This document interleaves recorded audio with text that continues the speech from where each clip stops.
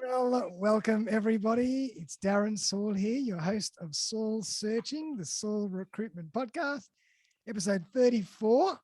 And the title of today's show is The Magic of Job Searching with Kirsten Brumby. How are you, Kirsten? I'm very well this afternoon. Thank you, Darren. And for everyone out there, Kirsten, I've got a great story to share. Kirsten was one of my first recruitment clients. God knows when, must have been about 2000 or something. Yes. Something along those lines. And it's just so nice to be able to have you on my podcast and chat about your journey from what you were doing then to what you're doing now, which is all about job searching and the magic of job searching. And that's something that I'm very passionate about. So we're going to have a fantastic discussion. But I'm just going to give everybody a little bit of a more formal rundown into what you've been doing.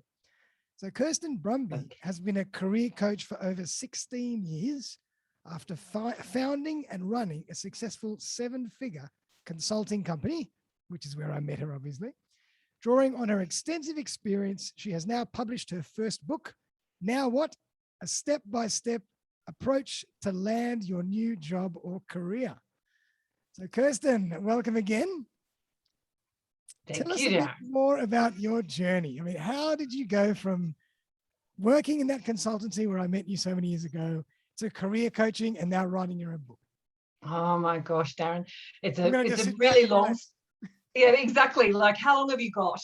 No, it's a bit of a. Actually, it's not that long a story, and it was a pretty easy. It was a pretty easy kind of move, if you like, when I was working in IT, as you've already discussed, that's where we met. And when I decided to make the move from my company and move on and do something different, I stopped. And I stopped at a time when I was 3 months pregnant with my second child. And I went, oh, right, well, what do I want to do? I don't really know what I want to do. I've got a baby coming in 6 months.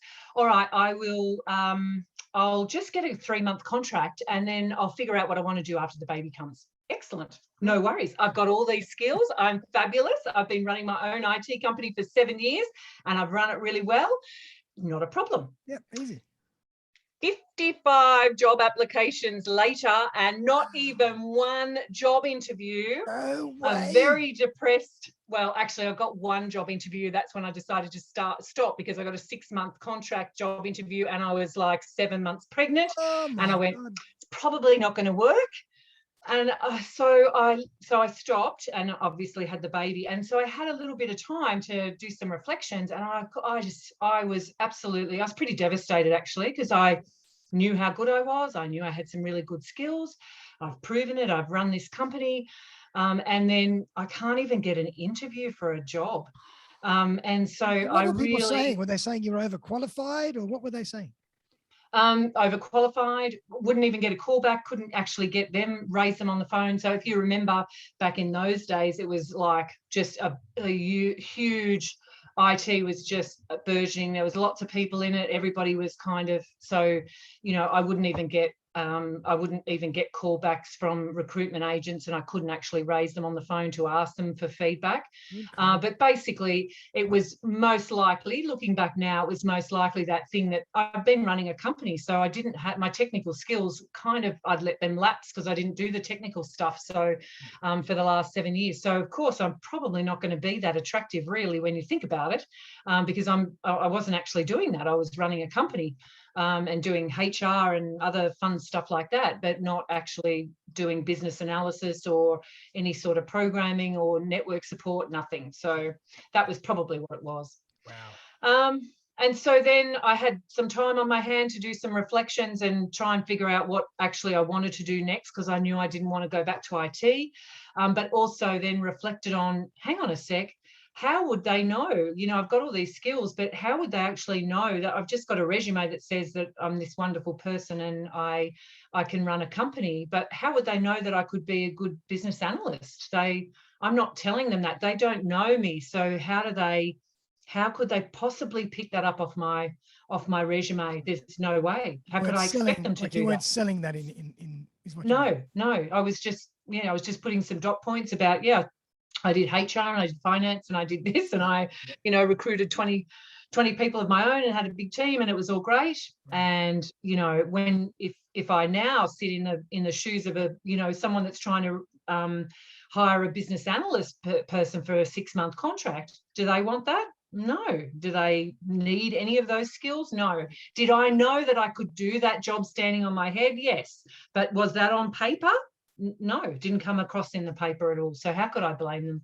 Right. So that's and so then I kind of went to work on myself to try and get a job, which I did. I changed all my resume and my cover letter and my approach to getting a job, and got the very first job that I applied for.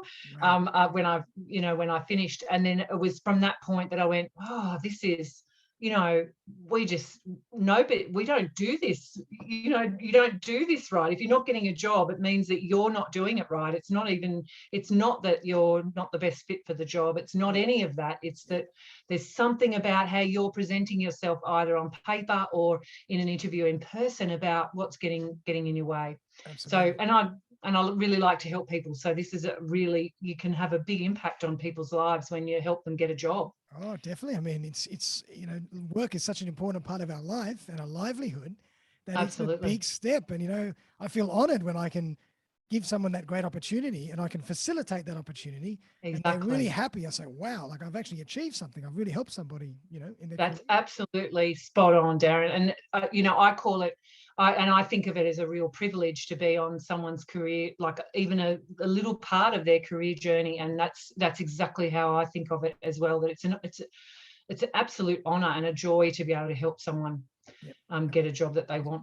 And so I want to just dig into your story for a second. So when you said, after a while, you decided to change your approach and you did all these things differently, how did you come to that strategy? Did you read? Did you research? Did you just trial and error? Was it a bit of everything? I reflected on, I just reflected on what I wanted, what the jobs that I was going for, what I looked like on paper. So I just looked at my resume, reflected on that. Didn't really do any research. It was more, I think, like trial and now error looking, kind of. It's intuitive. No, it was intuitive. And it's kind of the process that I talk about in the book and kind of the process that I coach through. Yeah. It's kind of a much more intuitive approach. It's about trying to not think so much of why when I'm the perfect job, why do I not get that job, but actually thinking more about what's going on here, kind of thinking about it in a different way, but definitely bringing your unconscious mind to the problem. Yep. And I think that's such an important point because, I keep saying, generally in my material and in my content and in general, you might be great at what you do, but if you don't communicate that to whoever's interviewing you, what's the point? What's the difference? It's all about how we sell ourselves, how we market ourselves. Yep. Job searching is sales and marketing. Yeah. Your resume is a marketing document. That's it. It's all about your approach and your process. And I can't stress that highly enough for everybody out there that's listening. Absolutely, Darren. And I know I keep up with your content, and I know that you absolutely preach that nonstop, and that it is absolutely so true. You cannot expect someone that doesn't know you. You need to pick up your resume or your cover letter or whatever it is. You need to pick up that and go, if I don't know me, if I don't have any idea about what I've done or what I haven't done, and I read this, can I tell that? If I just say to someone on paper, yes, I have excellent interpersonal and communication skills, when I know I do, right? There's no two ways about that. But if I just read that on a piece of paper, how would I know that? You have to actually tell them, what does that look like? What does what if I say that I've got good communication skills, how do I communicate? What do I do? If it's written communication, what are the kinds of written communication that I've been doing? So that then that person goes, oh, right, she's done this, this, and this. Okay, so that gives me an idea of what her written communication skills, for example, might be like. So absolutely. 100%. And, and if the role requires really strong interpersonal skills and strong communication, get on the phone, make sure the phone is part of your sales process so you can actually show that one-on-one you don't have to write it or read it. They can see it, they can feel it. So all Yeah, these things are absolutely. very And, important. I knew you were going to bring this up because there's a couple of really like little, well, big things for me and they're in the book there, and there's a couple of standouts, and this is one of them. I can't, obviously I'm preaching to the converted here for you, but for anybody else that's out here that's listening, I cannot tell you I can't tell you the strength of picking up that phone and having a conversation with that person, and not just for what you think the reasons are, and that is actually just to get some more information about the job, and then you can hopefully tailor your job application a little bit better, maybe use some of their words that they use and find out what the key challenges are, stuff that's not in the ad. That's all well and good. Yep. The real strength comes in, and this is actually one of those bits of the magic of job searching. This is where one of those pieces of magic is possible, and that I just see so often. So, the connections that you form, the rapport that you start to build, that personal relationship that you start to build, you cannot discount that, because as we've just been talking about, when a recruiter, whoever that is, the manager that's recruiting or a recruitment agent, when they pick up your piece of paper, and I keep saying pick up your piece of paper, but they might be obviously reading it on an email, which actually is probably worse in terms of the personal touch. They just see the words on paper. They don't hear you, they don't see you, they don't experience you. And when you pick up that phone, then they get that opportunity to see you and hear you, or will hear you, and to gauge a little bit more from you. Definitely. And what was I going to say? And I was going to say that so even if at the very least, the very worst case, when you pick up that phone, when that person gets your resume, they will recognize your name, and they will just have that tiny little bit more focus, pay a little bit more attention to your reading your resume and your cover letter, which is what you want, because they might have 100 or more applications. So you want your application to stand out. And if it just gets you that, that's more than worth it. And can I just say, because that's what just distracted me, because I've just had some feedback. I'm working today, right? Like an hour ago. Yep. I'm working with I'm not actually doing the recruitment, though I helped write his ad, and it's a coaching client of mine, not a career coaching, a business coaching client. And we wrote an ad and we put it up on Facebook to get some people. And he's got a couple of people, they look all right. Today, he had someone that popped in, and I'm in a regional town, so we're not under lockdown. And so the person popped in his resume in person. And it's like managed old school. To find, that doesn't happen anymore. My God. I know, right? I know. And he had and because he popped it in person, it was even better than picking up the phone. Wow. And he handed the resume to him. They had a bit of a chat, which of course we all know that bit of a chat kind of turns into an interview. Yep. He starts the job on Monday. The manager, he's not even going to interview the other. There was about 3 people that looked okay. He's not even going to interview them. He loved this guy. Incredible. Unbelievable. So it's and you wouldn't, and I've looked at the guy's resume, and you would have gone, he's a potential, so he would have gone into the interview pile. But because he's actually done that personal step, which is actually the next step above even a phone call, he's actually he's got the job. So I got distracted. No, I think that is really absolutely cool. Brilliant. And I wanted to kind of reiterate what you mentioned, and also something that I've been preaching for years is the way to differentiate yourself from everybody else is when everybody else is just sending in a resume and waiting. If you can make a phone call before you send in a resume, correct, as you say, build a bit of a relationship, show people who you are personally, build a bit of trust, then they might actually say, you know what, here's my private email. Can you send me directly? So You've just bypassed everybody else that's applying, and you have gone to the top of the pile. Absolutely. And you already are a person rather than just a number or a piece of paper. Absolutely. Oh my God. It's just the power of that is so absolutely. Incredible. And I can't see, and I just got, I get goosebumps as you're talking about it, because that's absolutely right. And that's one of the magic that's one of the bits where magic can happen, because that kind of thing, it's like it is kind of magic, because what you just said, being able to bypass a huge pile of resumes and to a private email address, or as you know this guy did today, bypass it straight to the job. You can't, money can't buy you that kind of exposure or ability to affect a recruiter. It just can't. But the personal, that to me is magic, that you can actually bypass all of that by a simple phone call. And you're not even doing anything on the phone call. You're not interviewing. You just make the phone call, and that's it. That's it. So, and it's so easy to rely on and hide behind technology. Yeah. For technology's sake, but there are times when you have to go in front of technology and do things old school, because it builds relationships and trust and credibility. And as you mentioned, it changes the whole game.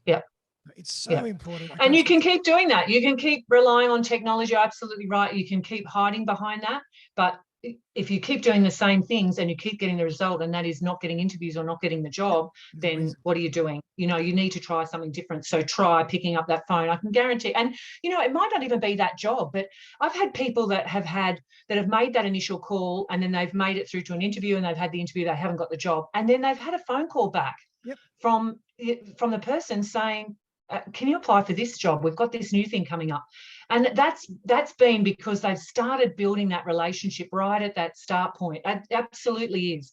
So it's not just even about maybe this job, this time. And that's another bit of the magic, right? Is those connections that don't even seem like connections, and they seem really crazy, and you don't, oh, well, that was a waste of time, I don't even get an interview, but you just never know.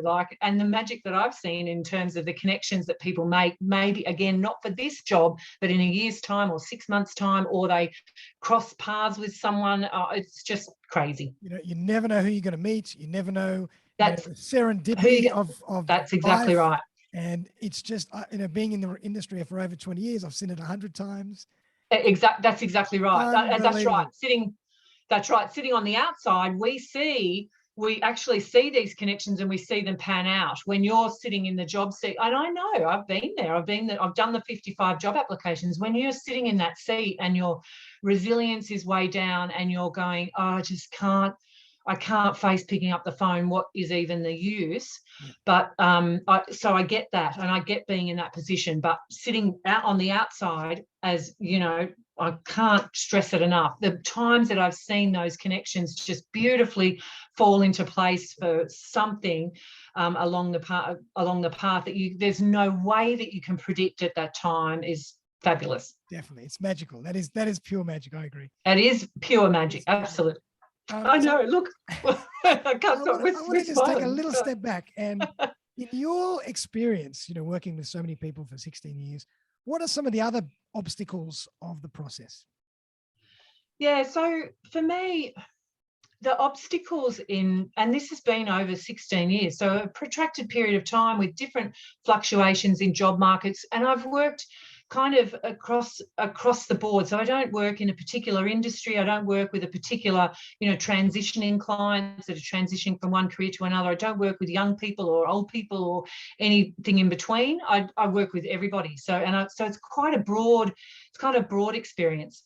And the thing for me is that the thing that stands out for me, and that's really the book is kind of all about that. And in fact, my whole coaching approach is about that, is that the obstacles are not in the job market. The obstacles are not in what's happening in the job market or the industry or the particular job that you want to get or anything like that. The obstacles that I see and that I work with all the time are the obstacles that we create ourselves. Oh, I love that. So those...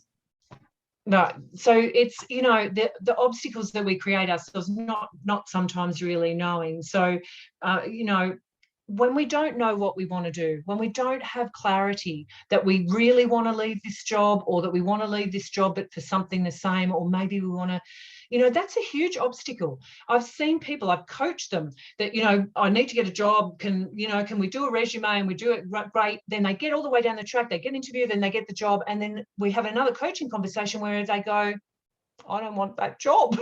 I just got the job. What am I doing? I don't think I should accept it. Oh God. So, so that sort of obstacle, even right at the start, when you don't have clarity, that's going to get in your way. And that's kind of another one of those magical things that will get in your way. If you're not sure about what you want to do, where you want to work, what kind of job, what kind of people you want to work with, what kind of conditions, all of that stuff, then that's going to be a huge obstacle in trying to find jobs, in trying to get interviews and write good job applications, and then actually land a job. So that's a big one. And then you have all the kind of normal job seeking stuff, but they're really real obstacles when we don't know what we're capable of, when you don't know what your strengths are, when you don't know and you're not confident in talking about them and not confident in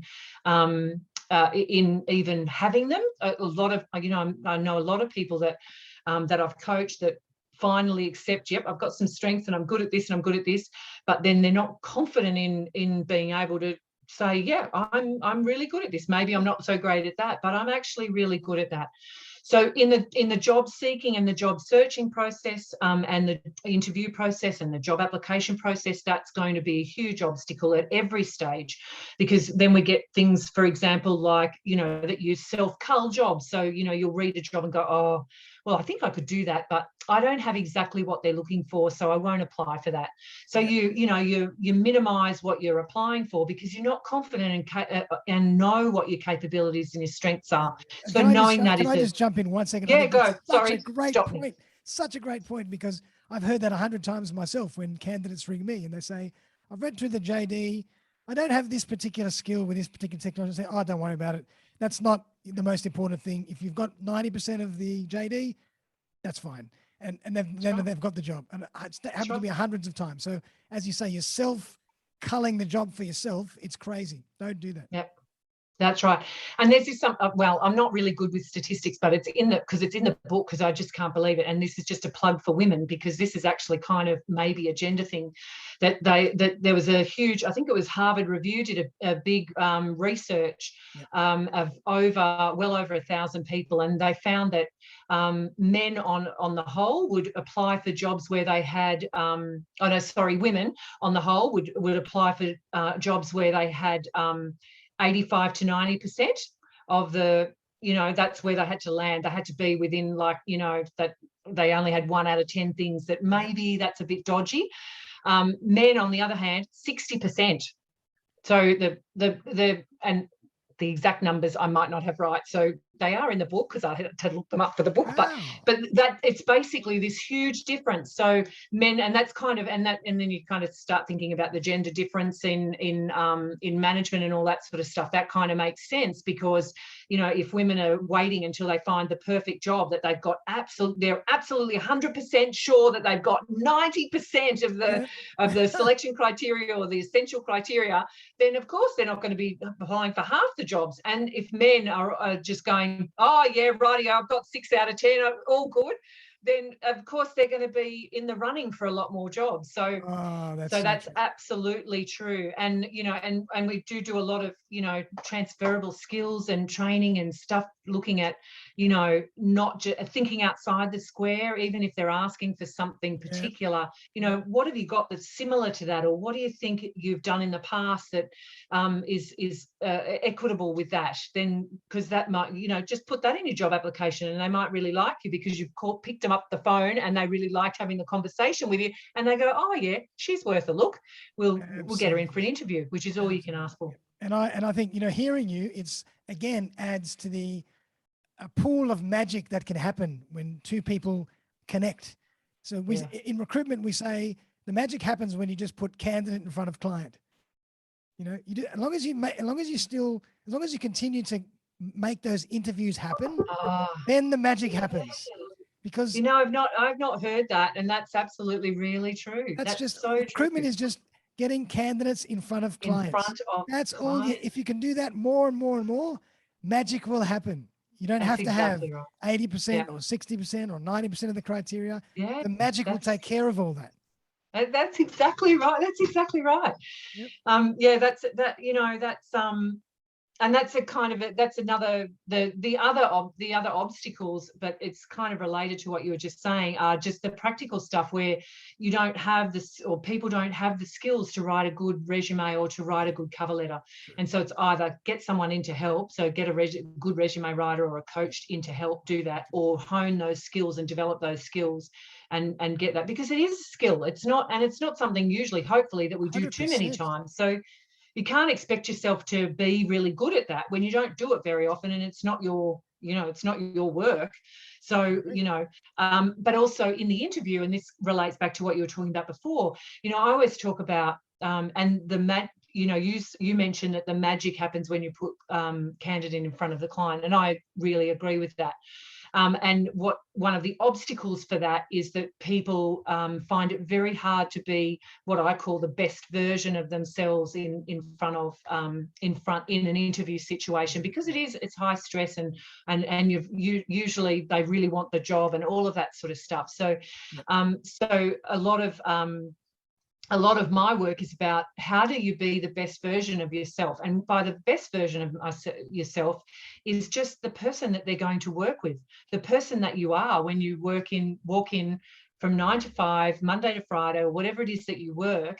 They want to see that person, because that's actually the magic of the interview, is because, technical skills can be built, and they've already seen from your resume all your experience and all that sort of stuff. So really the main aim for most interviews is just, do I like this person, and do I want to work with them? Can I see myself, coming in every day and going, oh, it's really great working with Kirsten? Or am I going to go, oh my gosh, I can't work with that. There's no way I can work with Kirsten every day. That's what it's about. So, yeah, so I got a bit lost, but yes, I get, yeah. And I want to pay homage as well to one of the greats of the recruitment industry. His name's Greg Savage. Yes. Yes. He's the one who coined that phrase. Magic happens when you put candidates. Oh, well, I know of him. That's cool. One of the best, and I've learned that from him many, many years ago. Yes, absolutely. But what else that I'm hearing when I'm speaking to you, when I'm listening to you, is, what you're talking about as well is preparation. Candidates a lot of the time don't prepare enough. You talk about this all the time, Darren. All the time. I go on about this verbatim forever. But it's candidates don't prepare enough. They don't role play enough. They don't prepare. They don't articulate their story. They don't script, a couple of things in their mind as to how they're going to come across. So if you don't do that, how do you expect to perform well when you're picking up the phone in real life, when it's an important conversation, it's an important interview? Exactly right. If you don't prepare for it, you could just blow that opportunity. Why are you not preparing? Exactly. If you have never thought about what your strengths are, how are you going to answer that in any, like maybe 1% of the population that can think on their feet is going to go, yep, I've got an answer. But for the rest of us, there's no way you can answer that question if you've never thought about that, without looking like, let me have a think. Maybe, well, I don't know. How can you expect yourself? How can you expect yourself? And preparation for me is about, there's a few things that you can do for preparation in terms of just normal stock standard stuff. Yes, of course, you should have a look at the website and revisit the job ad and the job description just to refresh your mind, because normally it's a couple of weeks between when you've written an application and when you go in, walk in the door. So it's nice to have some of that fresh in your mind. But for me, the main part of the bulk of the preparation is, you're never going to be able to judge. You're never going to be able to guess all of the questions. Even if you guess some of them and you have a good idea of what the questions might be that you're asked, you're never going to be able to guess all the questions. So trying to prepare for specific questions, forget about it. True. Let's spend your time wisely. So, work smarter, not harder. And that is prepare on how do you, when you're on the spot in a pressure situation, answer a question that just, I've had a complete mind blank. What do you do? How do you get out of that? Definitely. Well, what do you do when you start answering a question, you get halfway through and then you go, oh my gosh, I can't even remember what the question was. Ranting for half an hour, like I might be guilty of myself.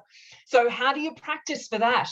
How do you, and as you just said, that I wouldn't call it role playing, but I call it absolutely, that's with my coaching clients. I'll just ask them question after question after question. And it's not about learning by rote a particular, this is what my strength is. It's training. It's training, exactly. If you're going to go and swim the Olympic 50-meter freestyle, that's right. Are you got to train, or you're just going to jump in the pool? That's right. That's right.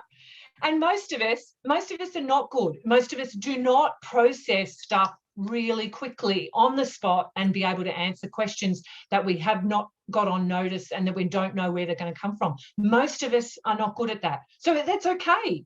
But you need to, you can build that as a skill, and all you need to do is practice it. 100%. So, I send people away and say, right, you either have to get one of your family members to ask you questions, or, if you're too embarrassed or you haven't got anyone, you stand in front of a mirror and you ask yourself you read the question off the internet or one of my questions out of my book, and then you just answer it to the mirror. I'm just going to try and answer it. And when you get stuck, then you're going to practice those strategies that we might have gone through to get yourself unstuck. Right, what do you do now? Okay. So okay, true. I've got stuck. Right, let me try again.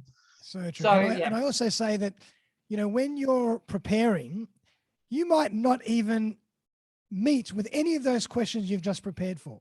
But the fact is that you've prepared, there's something happens to your confidence, and something happens to the body of information in your mind. And as you say, you're ready to be more adaptable and more agile when strange things happen that you not expect.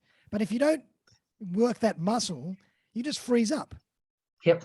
So it's almost just a preparation of just being, being quizzed or being in the moment. It's just stretching yourself to be ready for that situation, not always exactly what the question or what the answer is going to be. Yep. Absolutely. Absolutely. It's so important. Agreed. We could go on for this. I know. Tell us more about your book. Oh, my book. Let me tell you about my book. Oh, here it is. Look, I've got it. I even remembered to get it out. Hey, that's what it looks like. Now what?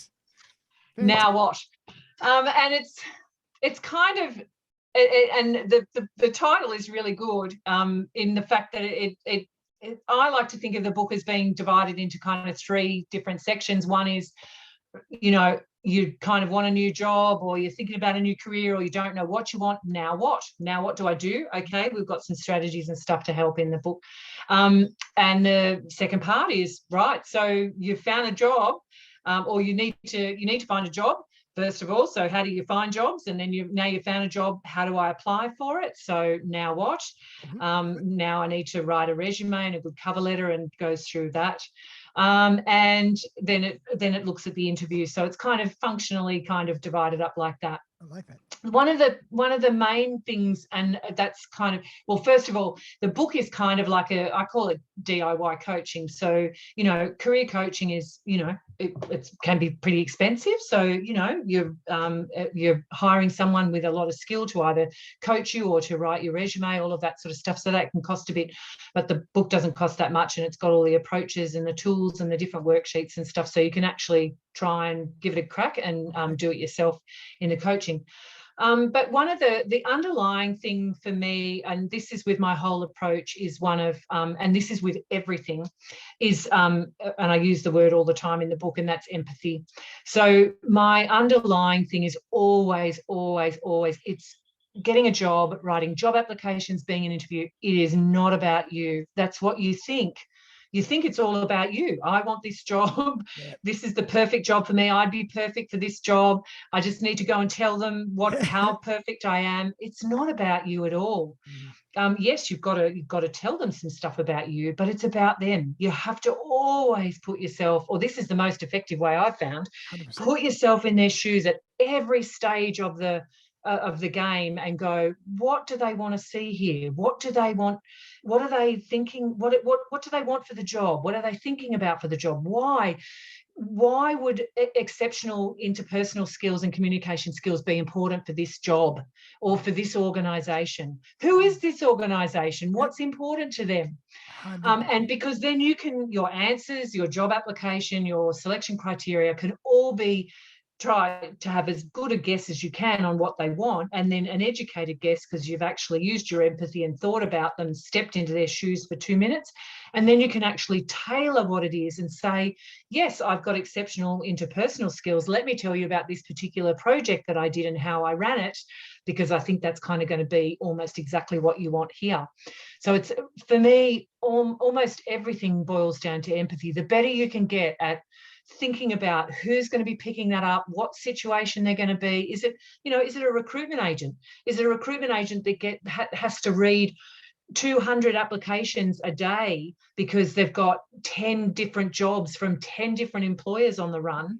Or is it one manager in a small micro business who it's their business?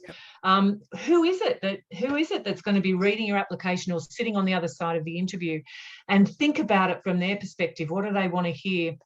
And not to tailor your answers, not to say, well, this is, I think, what they want to hear, but it's about it's about really trying to come in with an understanding of making their job as easy as possible to go, oh my gosh, this is the person, this is the right candidate, this is the match. I love it. It's basically putting your best foot forward. Yeah, absolutely. But the foot that they want to see, that's good for them, for the other people. Sales one-on-one. If you're a good salesperson, you try and gather information, you gather requirements, you try and understand what it is the other person wants, and then you put your best foot forward in what you portray. Yep. And it's basically the same thing with job searching. Absolutely. It's just sales and marketing one-on-one, but I love that. Yeah, it is pretty much. Because empathy is so important when it comes to building relationships and recruitment process. Love it. And so where do we find your book? Well, you can find it on my website on www.kirstenbrumby.com, or you can find it on any bookshop, Amazon, Booktopia, Fishpond, anything you can think of, Dimmicks. And it's available in a Kindle version and also on paperback. So wherever you'd like to find it. No audiobook just yet? No. The next thing that's coming out is the online courses. So that will be out on Kajabi very soon. And there's 3 different courses. Into those 3, one, finding clarity on what you want to do next. The second one is, if you're struggling with just the job application, so writing resumes and selection criteria, cover letters. And then the third one is maybe you are getting interviews, but you're not getting the job. So then there's one on interview skills and interviewing. So that's the next thing. Audiobook is on the cards, but not yet. Okay, I love it. Just because I'm listening to so many audiobooks and podcasts. I know, and I love listening to them too. But that's awesome. And I'll make sure I put all those links in the show notes for everybody, so you can find Kirsten's website, Kirsten's book, Kirsten's courses, because I'm sure they'll be invaluable. But one thing I want to do is kind of explore a little story, because I love, really portraying everything you've spoken about in terms of a real life story. So I'm wondering if you have an example of when you might have had a really tough candidate was finding a tough situation, and through your coaching, you gave them the most incredible opportunity. I've got a really recent one, actually. I've got lots, but I have to try and think of this in preparation, because I did do some preparation for today, because I absolutely believe you need to prepare. So I had a bit of a think. There's so many, but I think this particular case study is quite good, because we worked through the whole range of everything. Awesome. So this was a young woman. She's about 30, I think, in her early 30s. And she's been a graphic designer for all of that time. Quite creative and enjoyed her job, but is been feeling the last sort of 6 months to a year, feeling a bit unhappy at work, not really sure whether it was her, whether it was the job, whether it was just the place, whether it was because this is what happens a lot with people, that there's a general feeling of unhappiness, but not sure where it's coming from. So, it wasn't a very well-paid job. So she's kind of getting to that age where she's thinking about mortgages and, trying to be a bit more fiscally responsible. So the money wasn't great in her job. So now she's starting to think, and she just didn't know what was going on. So is it just that I'm unhappy in this place? Am I unhappy in my career? Am I unhappy just with the money? Maybe if I left. So we started coaching, and we worked through some of the tools that are in the book. And when I work with people getting clarity, I like to work with their unconscious mind rather than their conscious mind, because she'd spent 6 months trying to go, okay, well, if I'm good at this and I do this, maybe I should do that. No, I don't know what, so the logical mind, the conscious mind wasn't giving her the answer. And if that wasn't giving the answer, she needs to do something different, right? So I always say, think differently to do differently, because you have to, you have to do something differently if you're not getting the results that you want. So we worked with her and we worked through a particular thing called the drop dead list. Right. Now, the drop dead list is it's the most powerful tool. It's so crazy. I can't believe that it works. And this is one of those magic things. Right. So it kind of works on getting you to think about all different things, not in what you want to do, but just where you are right now. So it just focuses on what do you like at work? What do you not like? What, if you were going to get another job, how much money would you want? How much money would you need? What are the kinds of people that you like to work with? Do you like to work within a big team or just by yourself? All and a whole range of things. I think there's 3 pages of questions. Wow. So it gets you to really think outside the square. And then you just put that aside and then you leave it and you let your unconscious mind go to work. Nice. And some people, they get clarity just out of that exercise. And some people, we do other exercises because they don't quite get their aha moment right then. Right. But this particular woman, she got her aha moment within a couple of days of doing that exercise. So she rang me up really excitedly and said, oh my God, I know exactly what I'm going to do. I go, right, what are you going to do? She goes, I'm going to be a nutritionist. And I went, okay. So it turns out, and I don't know this, but it turns out that she's done the drop dead list, and she's had some dietary issues in the past that have caused a bit of it. She's got a particular disease, and so she's had to struggle to find the right diet and all of that sort of stuff to do that. And as she was doing the drop dead list, she just had an aha moment. So this is how the unconscious mind works. It kind of draws patterns and figures stuff out from all disparate kind of information, and this magically pops you out an answer, which is exactly what it did. Yeah. And I said, okay, well, that's interesting. So then she said, right, so that means that I am going to have to go to university. And I said, okay. So she said, I've already looked at that, so I've looked it up, and I want to do this degree, and I've put in the enrollment to find out about enrollment. I said, that's fantastic.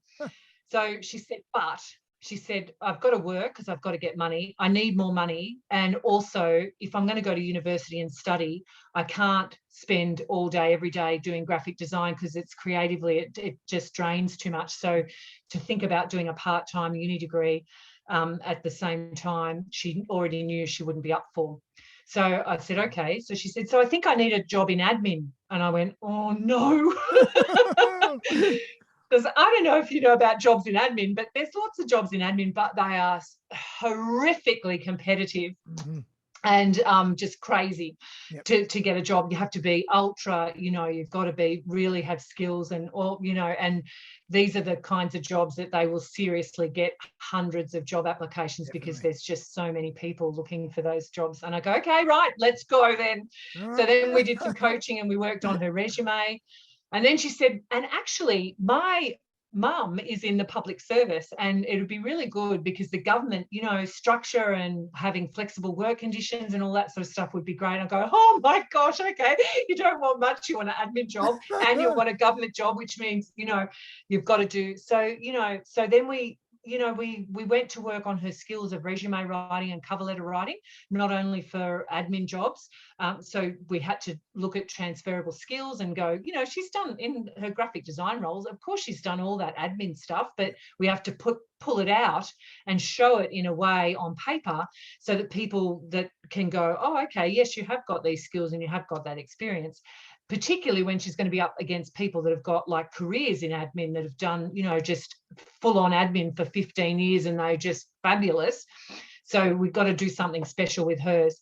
So we wrote those resumes, and then on top of that, then we had to, of course, write a completely separate resume and different trial for New South Wales government roles. They are specifically, they kind of recruit in a different way. So you've got to write that. So we went to work on that, built her skills. I did the first couple, and then she built her own skills so that she could then actually start to write her own, which she did. And so then about a month ago, and so then she got her first interview, and the first interview was with, I think it was actually with a government department. So I go, okay, great.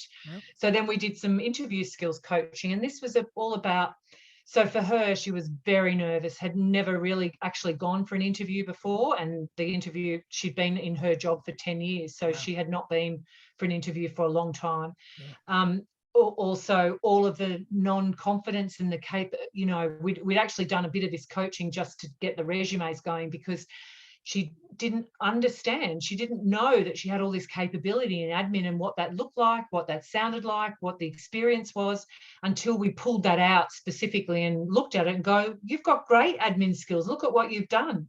And you've got, okay, let's talk about the project management and the other stuff, the organizational management, the time management, the communication skills, which you've got in spades.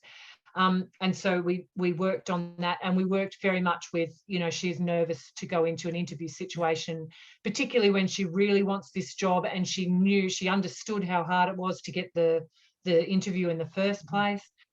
So, and also, it's difficult to land a government job. So we did all of that coaching, and probably just a fabulous moment was she came out of that first interview, and we had a debrief, and she said that it had gone really well, and she felt like she had really presented herself how she was, that they really saw her for who she was. So she was really happy with that. And she said, you know what? I don't even care if I don't get this job. It'd be nice, of course, I'd love to get the job. She said, but just having done that interview and felt that good in an interview, I know that I can go and do other interviews and it's not a problem.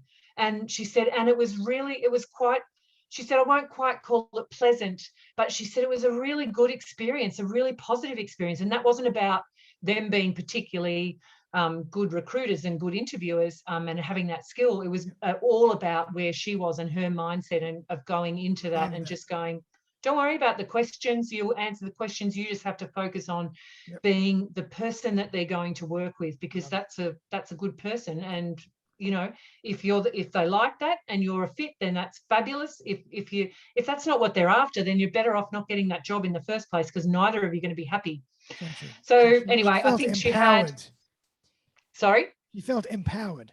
She absolutely, she felt empowered, and empowered in the interview process, which is really important, because, the interview is all about this power balance, and people thinking that, you've got these people way up high that are going to give you the job, and you've got no power in there, which is absolutely wrong. She felt absolutely powered.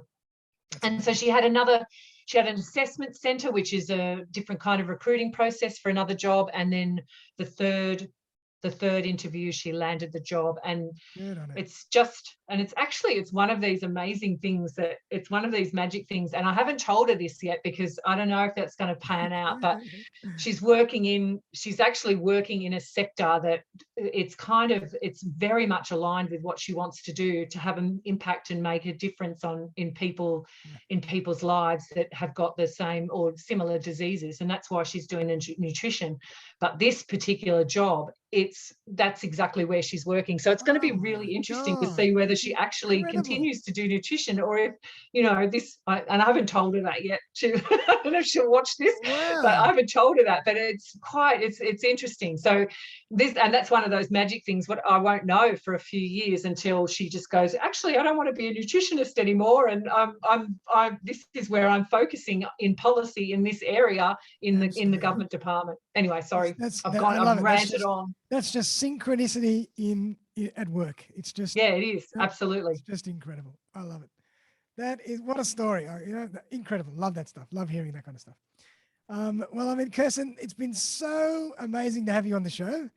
It's been a magical conversation. It has. It's been great. It's been really good talking to you, Darren. Just to remind everybody where they can find you. So just kirstenbrumby.com. KirstenBrumby.com is the easiest way. There's also a Facebook page, a Facebook group called Career Coaching with Kirsten Brumby. But if you pop on the website, that's the easiest way to remember it, and you'll find everything there. Beautiful. And I'll make sure I put all those links in the show notes. So everybody, please check out everything that Kirsten's got on the cards, because it's going to be amazing. And I always like to ask my guest to leave us with just a thought. What would you like to leave us with today? Oh, well, the thought is that just believe that there is magic in the job seeking process for you. Believe that it's, that's where I start with clients straight away, is that hope that not only that you can get a job, but that you can get the job or career of your dreams. It happens all the time.